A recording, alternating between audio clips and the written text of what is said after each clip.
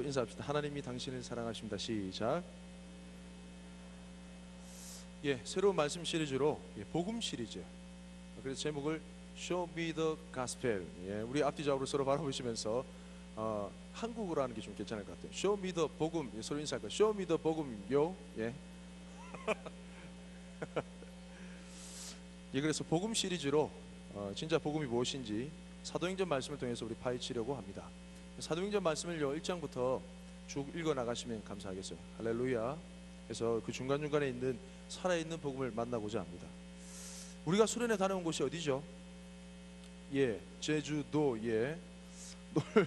놀멍 쉬멍 걸어멍. 놀면서 놀고 쉬면서 이렇게 걸을 수 있는 그런 환상의 섬이 제주였습니다. 제주도에 많은 것이 세 가지가 있다고 하죠. 뭐가 있죠? 여자부터 돌이 많고요. 그 다음에 바람이 많고요. 그 다음에 여자가 많다고 하죠. 그 여자 중에도 제주도에 유독히 많은 여자들이 해녀들이 있다고 합니다. 그 해녀들이 보통 이제 잠수를 해가지고 바닷물에서 이제 해산물을 캐는 그런 작업들을 물질이라고 하는데, 그 물질을 하는 장면을 제가 영상으로 봤거든요. 그 물질하는 장면 가운데 보면 해녀들이 잠수를 해가지고 막 이게 숨이 막 꼴딱꼴딱 넘어가기 그 순간 직전까지 참다가 물에 올라가가지고 푹 하고 난 다음에 무슨 이상한 소리를 내요. 뭐 휘파람 소리 같은 뭐 이런 소리를 내요. 그걸 숨비 소리라고 합니다. 숨비 소리. 그래서 이 숨비 소리가 들리는 작업 현장은 해녀들이 살아있다라는 증거죠. 이런 소리 들려요. 흉내를 잘 못 내겠어. 하여튼 이상한 희한한 소리가 들려요. 그게 숨비 소리라고 하죠. 그에 관련된 영화, 그에 관련된 다큐멘터리도 있고, 그에 관련된 책도 있고요. 그에 관련된 하여튼 여러 가지 다양한 컨텐츠들이 있다고 들었습니다. 그 해녀들 사이에 금기시되는 단어가 하나 있는데, 그게 뭐냐면 또 물숨이라고 합니다. 물숨. 사람의 숨이 아닌 물의 숨, 바로 죽음을 의미하죠. 해녀들이 작업 현장에서 이제 정말 그 현장 가운데 이것은 꼭 해내고 가야지. 숨이 막 차는 거예요. 그 욕심에 못 이겨가지고 한순간 선택을 잘 못했을 때 쉬게 되는 그 숨이 이제 바깥 공기의 숨이 아닌 물숨. 그러면서 운명을 달리하게 되는. 그게 해녀를 교육할 때 이 물숨에 대해서 경계하는 것을 가장 먼저 가르친다고 합니다. 해녀들이 작업 현장 가운데 제가 좀 전에 얘기했지만 숨비 소리가 이렇게 들리게 되면 해녀들이 살아있다라고 하는 증거고, 근데 그 숨비 소리가 들리지 않으면 물숨을 쉬고 이제 죽었다라는 증거가 되겠죠. 예수님께서 제 아들에게 말씀을 비로소 처음으로 가르치실 때 마태복음 5장 13절 14절 말씀에 보면 이런 말씀이 있어요. 한번 따라해 볼까요? 너희는 세상의 소금이다. 너희는 세상의 빛이다. 이 두 가지 말씀이었어요. 이 말씀이 의미하는 바가 무엇일까요? 우리 성도들은 세상에 그런 범죄하는 사람들과 똑같이 도둑질하고 속이고 살아나면서 살아서는 안 된다. 안 됩니다. 그렇죠? 구별돼야 되겠죠. 하지만 우리 안에 복음이라는 것은 그 복음이 세상 가운데 드러날 때 비로소 그 생명력이 나타난다는 그런 말씀이죠. 교회 안에서 오랜 세월 동안 그 숨을 참고 있었던 복음이 세상 가운데 비로소 나타나면서 그 숨비 소리를 드러내면서 나타날 때 우리는 세상의 소금, 세상의 빛으로서의 삶을 살아간다고 할 수 있겠죠. 그 숨비 소리가, 복음의 숨비 소리가 교회 가운데 가득할 때 우리는 그 교회를 살아있는 교회라 할 수 있겠습니다. 오늘 본문 말씀 5절 말씀 한번 읽어볼까요? 오늘 본문 말씀 5절 말씀 시작. 그때 경건한 유대인들이 천하 각국으로부터 와서 예루살렘에 머물러 있더니, 그때라는 것은 앞전 말씀을 보시면 오순절 성령님이 마가의 다락방에 모여있는 120명의 성도들의 위에 임했을 때를 얘기합니다. 성령님께서 오순절날 마가의 다락방에 모여있는 120명, 우리쯤 되겠죠. 오늘 120명 되는지 잘 모르겠는데 우리 평균 출석 인원이 한 120명 되거든요. 우리와 같은 이 인원수 가운데, 이 성도들이 모인 가운데 오순절 성령님께서 강림하셨어요. 충만하게 임하셨죠. 그때란 거죠. 그때 마침 천하 각국에서 유대인들이, 경건한 유대인들이 천하 각국으로부터 모여왔다라는 거죠. 이 천하 각국이란 것은 또 무슨 의미인가? 말씀 사도행전 2장 9절부터 11절까지 말씀에 잘 나와 있습니다. 뒤에 말씀 한번 볼까요? 9절부터 11절 한번 성경책 보고 읽어봅시다. 시작. 우리는 바데인과 메데인과 엘람인과 또 메소포다미아, 유대와 갑바도기아, 본도와 아시아, 부르기아와 밤빌리아, 애굽과 및 구레네에 가까운 리비아 여러 지방에 사는 사람들과 로마로부터 온 나그네 곧 유대인과 유도교에 들어온 사람들과 그레데인과 아라비아인들이라 우리가 다 우리의 각 언어로 그 하나님의 큰 일을 말함을 듣는도다 하고. 꽤 많죠. 여러분, 성경 가운데 콤마 표시가 되어 있는 것도 의도가 있는 겁니다. 잘 보시면 우리는 바데인과 메데인과 엘람인과 또 메소포타미아라고 그 다음에 콤마가 되어 있죠. 바데인, 메데인, 엘람인, 메소포타미아는 지도상에 보면 나중에 한번 찾아보세요. 예루살렘 북동편 지역에 있는 메소포타미아 문명 지역에 있는 그런 나라들이에요. 북동편, 예루살렘 북동편에 있는 그런 나라들, 그쪽에서 왔다는 거죠. 그 다음에 콤마가 되어 있는 게 본도와 아시아, 요 지역은 지금의 터키 지역의 북쪽 지역을 얘기합니다. 그 다음에 그리고 부르기아바 밤빌리아, 이 지역은 지금의 터키의 남부 지역을 얘기하는 거죠.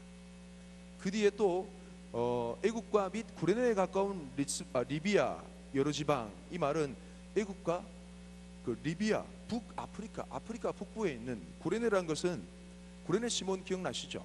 구레네라는 것은 북아프리카에 있는 항구 도시입니다. 그 리비아 그쪽 지역에 있는 사람들.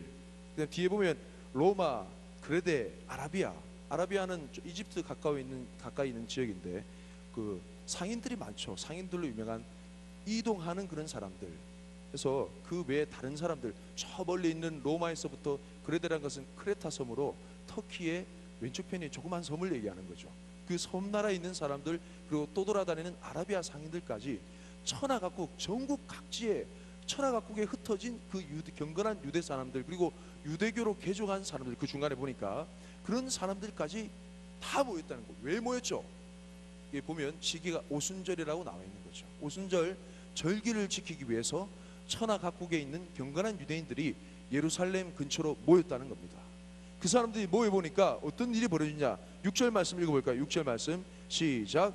이 소리가 나매 큰 무리가 모여 각각 자기의 방언으로 제자들이 말하는 것을 듣고 소동하여.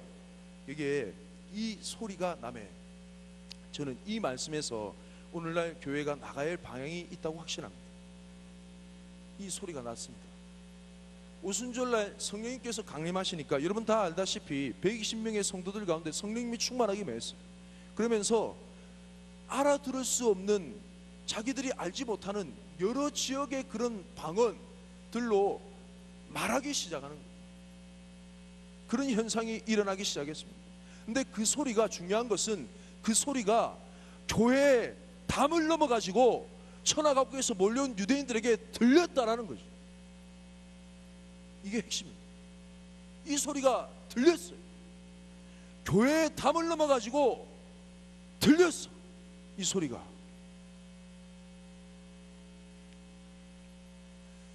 복음은 들려야 합니다. 믿습니까? 복음은 들려야 돼요. 들리지 않는 복음은 가치가 없습니다.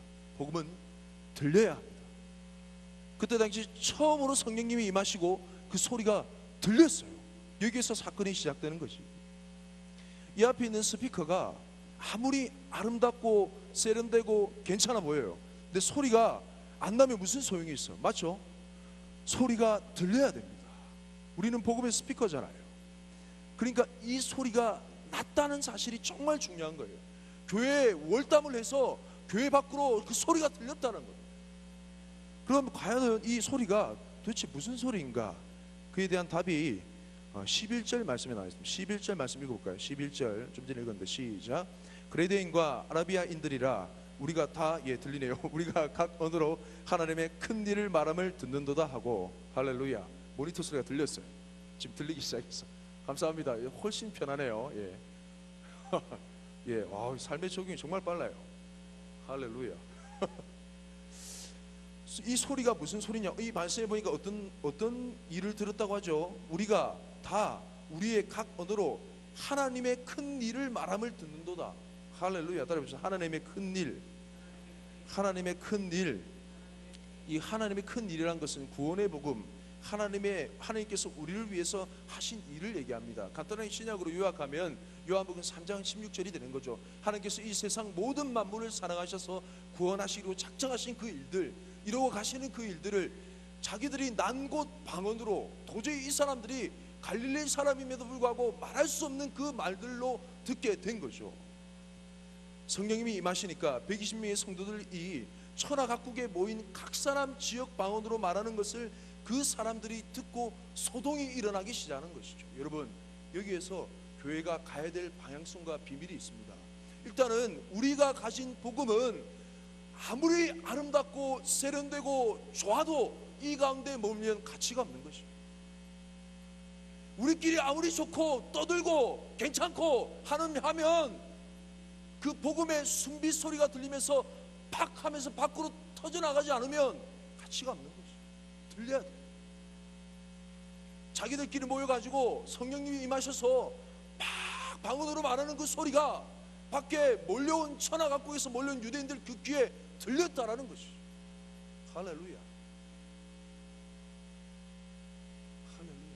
복음은 들려야 합니다. 근데 그 중요한 것은 이 포인트에서요. 오늘의 핵심 한 가지 더 나갑니다.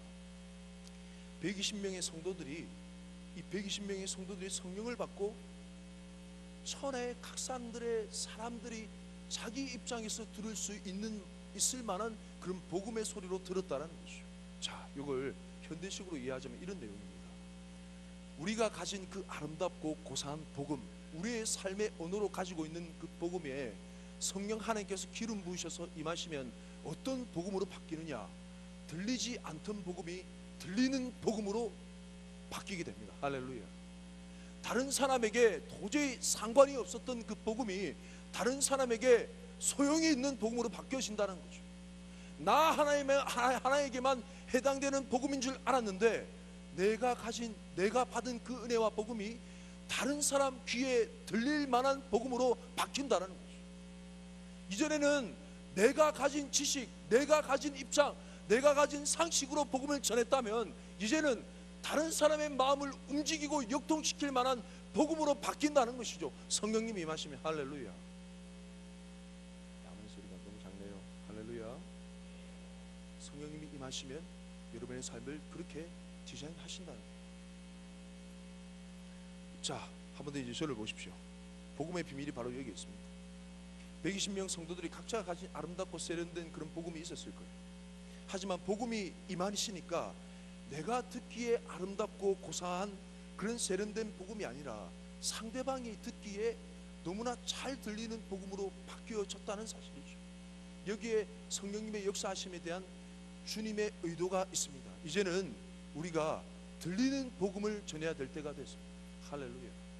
이제 목회자들이 얘기하는 뻔한 답, 우리가 사역내에서 봤던 그 뻔한 답이 아니라 하나님께서 내 삶을 통해서 남들에게 들리게 하시는 그 복음이 이제는 필요하다는 사실이죠. 제가 수련회 갔을 때 이런 일이 있었습니다. 여러분이 아침 큐티하는 그 시간에 저도 역시 일어났어요. 그래서 일어나서 좀 산책을 하면서 집회장에 가서 제 개인적으로 매일같이 기도를 했었습니다. 잘 몰랐죠? 저 역시도 그 시간에 잠을 자고 있을 수 없더라고요. 뭔가 하나님께서 여러분 가운데 한 사람도 예외 없이 은혜를 주길 간절히 바라는 마음으로 집회장에 기도를 했었어요. 기도를 마치고 좀 뭔가 밖에서 좀 찬양하면서 좀 예배를 해야 되겠다. 화요일 아침이었어요. 기타를 들고 그 이제 잔디밭이 펼쳐져 있는, 안 갔다 오신 분들은 죄송해요. 펼쳐져 있는 그 정자에서 제가 기타를 치면서 막 찬양을 부르고 있었어요. 크게 부른 게 아니라 막 흥얼거리고 있었죠. 근데 같이 수련회 왔던 다른 팀, 이제 어른들이 온 거예요. 부부들이 온 것 같아요. 막 이렇게 막 저렇게 오시는데 그 중에 아주 이렇게 좀 이제 성격이 활발하시고 부침성이 있으신 한 아주머니께서, 집사님이겠죠. 울산교회에서 오신 분인데 저보고 아이고 멋진 분이 여기서 노래하고 계시네 이러면서 이렇게 막 접근하면 오시더라고요. 그러면서 찬양 한 곡 불러주이소, 제가 월십 할 거니까 이러니까 막 그러는 거예요. 당황스럽더라고. 상대방을 당하게 하는 막 그런데 갑자기 막 춤을 추시면서 막 좀 이상해가지고 저 혼자 전혀 이제 목사는 이제 전혀 당하지 않는 것이 또 이제 은사라 해가지고 당하지 않고 걸거리면서 계속 찬양을 했었죠. 이게 3, 4, 5 여러 사람이 다 모이는 거예요. 이렇게 기타 반주는 계속 깔리고 있고 분위기가 괜찮잖아요. 그러면서 그분이 이제 막 이렇게 모임 분위기를 인도하면서 제가 좋아하는 찬송가 뭐 찬양 하나 좀 불러주이소 자꾸 이러는 거예요. 신청곡 받겠습니다. 이래. 뭐 좋아하시는 찬양 없나요? 그 요가하셔가지고 같이 막 부르면서 좀 뭔가 따뜻한 분위기가 됐어요. 그러면서 그분이 주변 사람들을 잘 아는 사람이 아니라 그 수련회 때 이제 같이 모임 때 같이 만나가지고 친해지신 분들인 것 같아요. 그러면서 개인적인 삶의 간증을 막 얘기하는데 정말 힘든 삶을 사셨더라고요. 남편이 계신데 그때 이제 예수는 잘 알지 못했던 시기에 이제 불신자 가정에서 이게 생활했는데 그 생활이 그야말로 지옥과 같은 생지옥과 같은 그런 삶이었어요. 남편은 술만 드시면 정말 이제 도구가 되시는 그런 아름다운 은사를 가지고 계시고 막 집에 들어오면 아내를 막 때리는 거야. 폭력이 있었어요. 그 아내가 이제 후천적으로 공황장애가 오게 되고 뭐 우울증에 자살 충동을 막 느끼게 되고 뭐 인생이 그냥 뭐 풍지박산이 나는 거죠. 그런 삶 가운데 겨우겨우 삶을 살아가게 되는, 또 이제 시댁 식구가 상당히 좀 센 집안이라 힘든 시집살이를 하게 되는, 그야말로 그 인생살이가 정말 파란만장한 인생살이에요. 그 라이프 스토리를 이제 막 얘기하는 거예요. 그런 가운데 하나님께서 그 인생을 기적적으로 만나주시고 뭐 방언이 터지고 그러면서 방언 찬양을 하게 되고 우울증이 싹 나아버리고, 정말 어떻게 보면 귀신 같은 큰 짐승 같은 술만 먹으면 정말 사단 같은 그런 남편을 위해서 열심히 기도했더니 남편이 회심하고 돌아서게 되고, 이런 눈물겨운 그 얘기를 눈물 흘려가면서 제가 반주를 옆에 깔고 있다는 거죠. 반주를 옆에 깔고 있으니까 막 울면서 막 간증을 막 하시더라고요. 근데 앞에 듣는 그 부부들이 자연스럽게 그 얘기를 들으면서 자기보다 힘든 삶의 형편에 있는 그 사람의 간증과 회복된 스토리를 들으면서 지금 정말 저는 하나님이 좋습니다라는 그 얘기를 들으면서 자연스럽게 힐링이 되고 치유가 돼요. 제가 그 얘기를 들으면서 느낀 게, 와, 그거는 목사의 얘기보다 100번 낫다 라는 이런 생각을 떠올랐습니다. 목사는 답만 얘기하잖아요. 제가 복음을 제시하면 어떤 반응을 보일까요? 하요. 그러니까 목사님 되셨죠. 그럼 할 말이 없어요. 그런 믿음을 가지고 계시니까 목사님 되셨죠. 이렇게 할 말이 전혀 없어. 그러니까 이제는 제가 볼 때 정말 이 120명의 성도들, 우리 무리잖아요. 다 성령 하나님께서 우리 가운데 충만하게 임하실 때 정말 이 지금 전국 각지에서 모여온 유대인들이 거했던 그 나라 지역을 살펴보면 사도 바울이 끝내 마침내 복음을 전했던 그 지역과 흡사합니다. 그러니 성령 하나님께서 충만하게 은혜 부어주실 때 이미 주님의 계획과 주님의 계획표 가운데 그 열방과 천하를 복음화시킬 만한 그림이, 그 은혜가 이미 그려져 있었다는 거죠. 우리 가운데 성령님께서 충만하게 임하실 때 이미 우리 이 지역을 복음으로 삼킬 만한 그런 충만한 간증과 은혜가 이미 임하였다는 거죠. 믿습니까? 그 사람의 간증을 듣고 정말 살아있는 복음이 바로 이런 것이다 저는 경험했습니다. 정답이 아닌, 바른 답이 아닌, 우리가 알고 있는 누구나 다 아는 그런 것이 아닌, 내 삶이 왜 이럴까 한탄하며 살았지만 내 삶을 기적처럼 회복해 주신 살아있는 복음으로 다가오신 그 하나님의 그 복음과 성령 충만함을 만나보니 이전과는 삶이 바뀌어져 버린 것이죠. 오늘 이 말씀을 통해서 정말 복음에 대해서 알지 못하던 지체들은 복음을 깨닫게 되고 또 복음을 전하고 싶게 되며, 이전에 복음을 미리 받았지만 복음에 대한 열정이 없던 지체들은 정말 살아있는 복음을 경험하고 전하고 싶은 복음으로 바뀌시길 예수님이 축복합니다. 성령님이 임하시면 듣지 않던 복음이 들리는 복음으로 바뀌게 될 줄 믿습니다. 성령님이 임하시면 별로 가고 싶지 않은 그 발걸음이 가게 되는 발걸음으로 바뀌게 될 줄 믿습니다. 성령님이 충만하게 임하시면 전해야만 하는 그 복음이 전하고 싶은 복음으로 바뀌게 될 줄 믿습니다. 할렐루야. 이게 바로 120명의 임한 성령님의 역사요, 이 말씀에서 말하는 그런 바입니다. 할렐루야. 한 사람을 더 소개하고 싶은데요, 여러분 그 TV에 요즘 뭐 다이어트 하신다고 헬스 트레이너의 영상을 많이 보시잖아요. 그 중에 아놀드 홍이라는 사람 아세요? 아놀드 홍이라는 사람 아시죠? 그분이 정말 크리스찬이고요, 크리스찬이라는 사실을 미리 알고 계신 분도 있을 거예요. 왜냐하면 그분의 그 피트니스 영상을 보시면 시작할 때 샬롬 건강전도사 아놀드 홍입니다 이렇게 얘기해요. 아니 잘 모르시네. 그 몸매 가꾸기에 별로 관심이 없거나 그 말씀과 기도에 전무하시는 분들입니까? 제가 볼 때 아주 위태로운 그런 상황이 있는 사람들 더러 많이 있는데, 미안합니다. 예. 상처 주려고 하는 의도는 아니고 예. 그러니까 아놀드 홍이라는 사람이요, 크리스찬입니다. 그분이 원래 그런 형편의 사람이 아니라 정말 그 문제아였어요. 학창 시절 때 많은 사람들 괴롭히던, 그 학생부실에, 교실보다 학생부실에 더 많이 갔던, 자기 책상을 뒷산에 숨겨가지고 출석 체크를 이제 모면하면서 학교를 뛰쳐나갔던 그런 사고뭉치였어요. 그런 인생 가운데 하나님께서 기적적으로 삶의 비전을, 하나님이 알지 못하던 그 시기 가운데 삶의 비전을 제시해 주셨고, 그 영화를 19금 영화 뽕을 보러 갔었어요. 그 사람이 이제 간증을, 새롭게 하소서라는 간증 프로에 가지고 이제 간증을 하는데, 그 되게 이제 19세 미만 그 볼 수 없잖아요. 근데 본인은 이제 외모가, 이제 보시면 알아요. 아놀드 홍이라는 분을 검색해 보세요. 아주 인물이 옛날이나 지금이나 변함없이 예, 그 얼굴일 것 같아요. 덩치도 크니까 그런 영화관에 쉽게 들어갈 수 있는 거죠. 그래서 들어가서 이제 동시상영하는 그런 시대가 많았거든요. 그 뽕을 본 게 아니라 터미네이터 영화를 봤어요. 1편. 거기에 나오는 유명한 장면이 아놀드 슈왈츠제네거가 다 이제 어두운 가운데 연기가 막 날리면서 막 이렇게 무릎 꿇고 일어서는 장면 있잖아요. 그 장면과 그 사람의 그 바디를 보고 한 번도 그런 생각, 본인은 그냥 유도를 하면서 할까 이런 생각을 했던 사람인데, 그 장면을 보고 인생을 그냥 내리막길로 갔던 그 인생과 비전이 제시된 거죠. 아, 나도 저 사람처럼 저런 몸을 갖고 싶다. 그 이후로 아버지한테 그 당시 2만 원을 받고 운동하기 시작하는 거죠. 운동하기 시작하면서 우리나라에 최초로 생긴 세계적인 그 짐, 운동센터에 들어가게 되고, 거기에서 이제 연 매출 수익률을 1위로 올리면 아놀드 슈왈츠제네거를 만나게 해준다는 그런 조건을 걸고 열심히 일하게 되는데, 수익률을 1위로 올렸어요. 그래서 아놀드 슈왈츠제네거를 만나게 됩니다.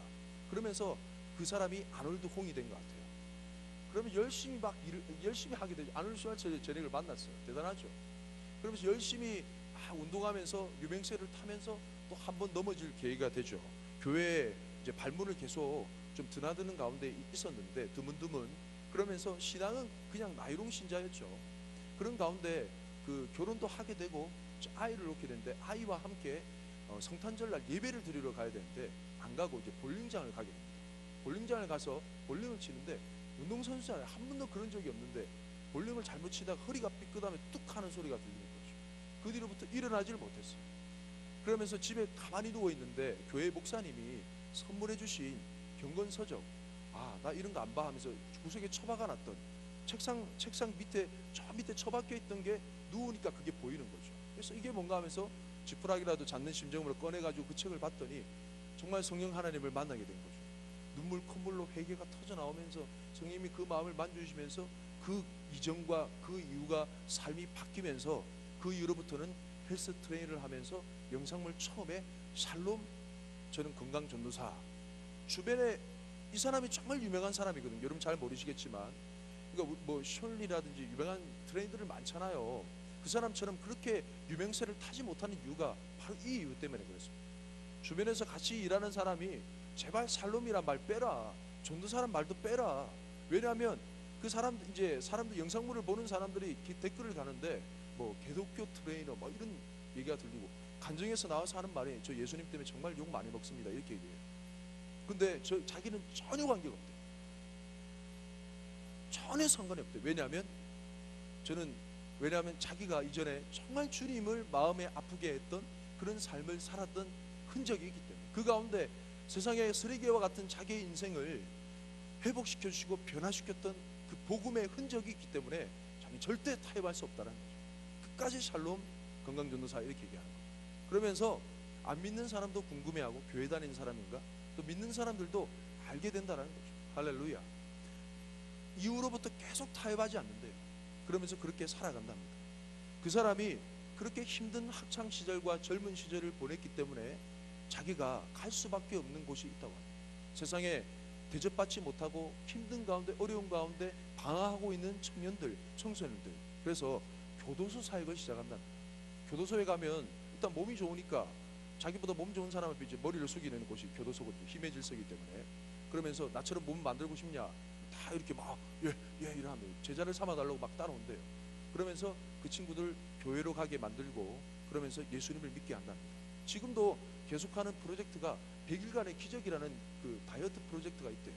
그 100일간의 기적을 그 신청하는 모든 사람들에게 이제 교회로 데려가는 필수 코스래요.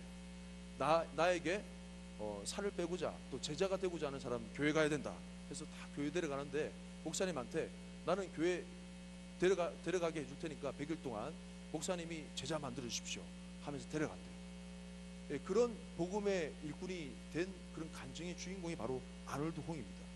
사랑하는 청년 여러분, 정말 이 사람의 이런 간증과 이런 고백과 삶이 살아있는 복음이 아닌가, 저는 많이 부끄러웠어요. 오늘날 성령님이 임하여서 정말 진짜 복음이 우리 가운데 주어진다고 한다면, 정말 우리 가운데 진짜 복음이 꿈틀거린다고 한다면, 정말 우리 교회가 생명력 있는 공동체라고 한다면 그 복음을 우리 속에만 가둬둘 것인가. 여러분, 도전하고 싶습니다. 이번 한 주간 지낼 때, 그리고 이후의 삶 가운데 이런 기도 제목을 품어보십시오.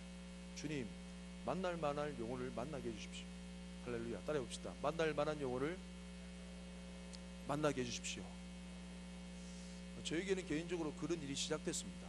몇몇 같이 그 신방을 가본 친구들은 이제 알겠죠.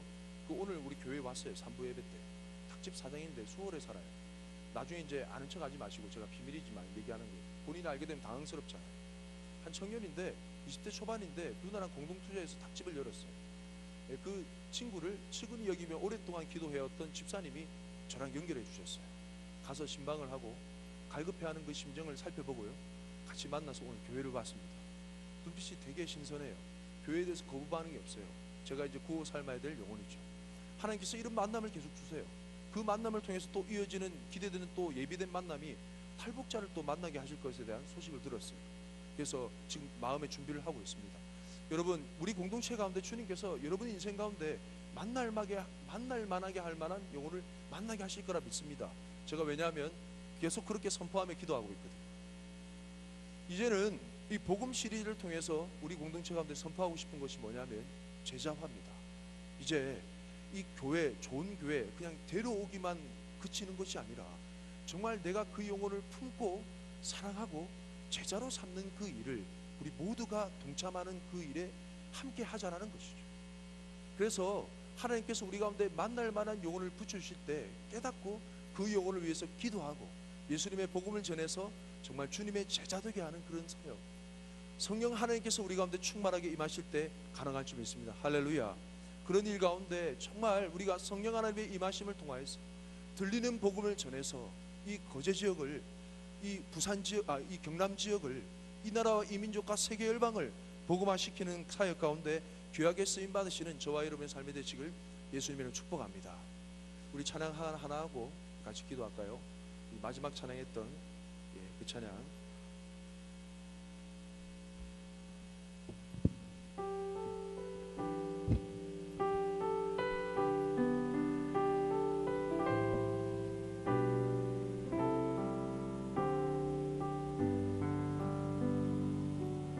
가사를 띄워주시고.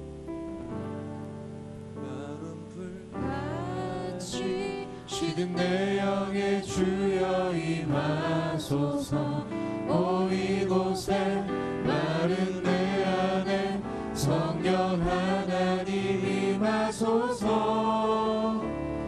한가운 빗소리 들려 봄 내리듯 주여 임하소서. 오 이곳에 마른 이 땅에 성령 하나님 임하소서. 마른 내 안에 성령이여 은혜의 비 단비를 내리소서.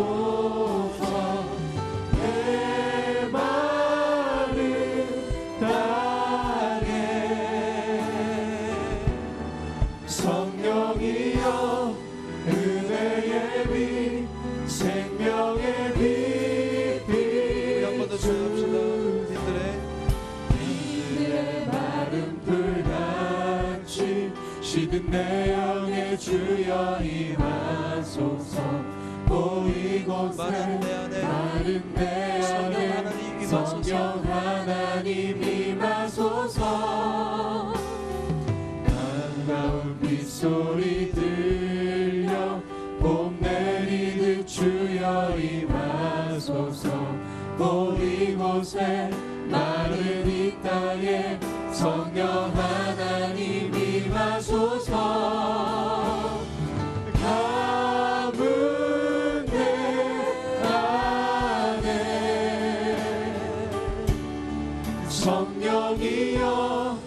은혜의 비 단비를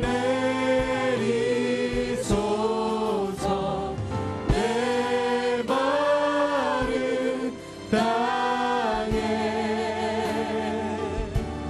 성령이여 은혜의 빛 생명의 빛 비추소서.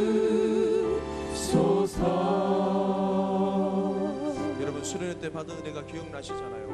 근데 왜 우리 삶이 계속해서 뜨겁지 못하고 하얀 길을 걸어가느냐? 그것은 우리 속에 있는 복음이 순비소를 내며 드러나지 않았기 때문에. 할렐루야. 우리가 계속 복음을 전하는 현장 가운데 다가서게 된다면 성령 하나님이 우리 가운데 충만하게 임하실 수밖에 없습니다. 할렐루야. 여러분 이 시간 첫 번째 기도할 제목은요, 성령 하나님이 임하시려면 회개가 터져야 됩니다. 그 회개는 무엇보다 우리가 주님의 사명을